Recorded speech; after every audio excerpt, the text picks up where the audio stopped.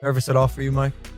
No, they're nervous for you, bro. I think I'm too old for this fight. You need to come tell me in my face. Whoa. Jake Paul recently found out the hard way why Mike Tyson is still called Iron Mike. After endlessly mocking Tyson, even going so far as to taunt his health issues, Paul learned a tough lesson.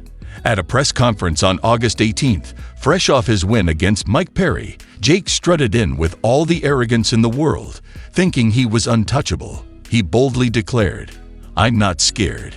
I was born for this moment," as if the entire world was backing him. But Tyson, with his decades of experience, skill, and quiet confidence, proved that silence isn't weakness, it's power. When a legend like Tyson stays quiet, it's not because he's afraid, it's because he simply doesn't care about the noise.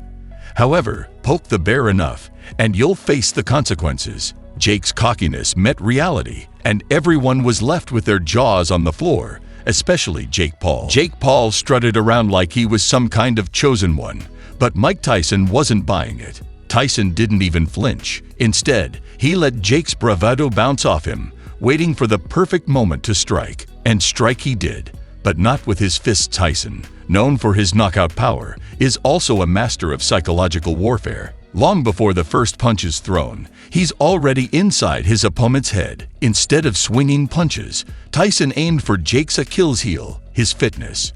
With just a few words, Tyson deflated Jake's overconfidence, saying, "Be in good shape because your health depends on it." Ouch, that was a blow straight to the ego, and everyone in the room could see it. Jake's confidence took a major hit, reminding everyone why Tyson is not just a legend in the ring, but also in the mind games. Fight on the biggest stage possible. It's destiny.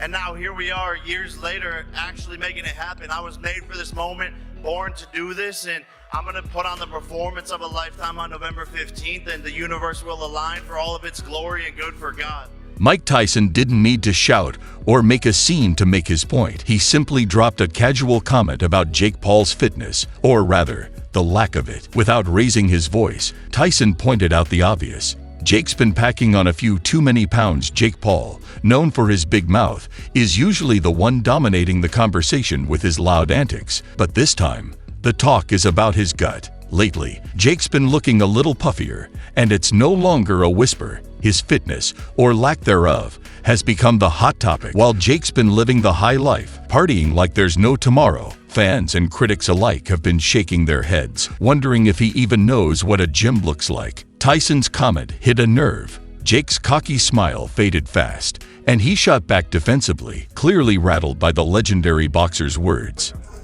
Jake. Hey, Jake.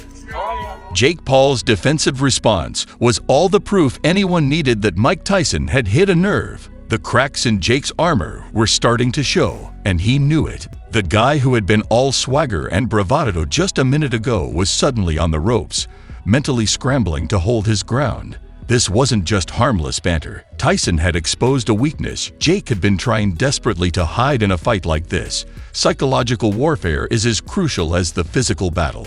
Tyson didn't bother matching Jake's energy. Instead, he remained calm, almost too calm, watching Jake with a look that said, "I've seen 1,000 guys like you, and they all end up the same." Tyson knows exactly what he's doing.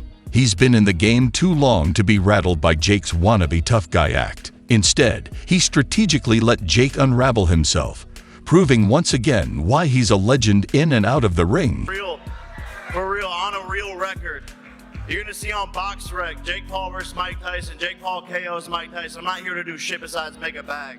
Mike Tyson's comment wasn't just a throwaway line. It was a calculated jab straight to Jake Paul's ego, and it worked. Jake tried to play it cool, but his quick, almost panicked response showed that he was rattled. When your confidence is as shaky as your conditioning, that's a big problem. The whole room felt the shift. People started chuckling, but not just because it was funny. There was a sense of doubt, a realization that maybe Jake isn't ready for this. It's one thing to talk big, but if you're huffing and puffing halfway through the fight, all the swagger in the world won't save you. Tyson, being the legend he is, knows this all too well. He's seen it before. Guys who talk big but crumble when it counts.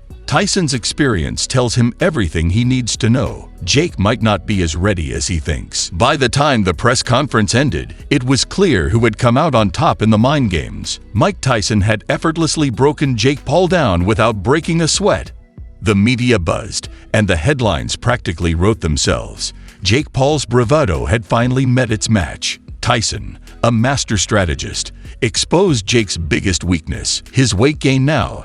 Jake is scrambling to prove he's not just all talk, but Tyson has already planted seeds of doubt, not just in Jake's mind, but in everyone watching. And when people start doubting you, especially before the fight, and having the stamina to keep going when every muscle in your body screams to stop, and let's not kid ourselves, Tyson, even in his later years, is still a beast.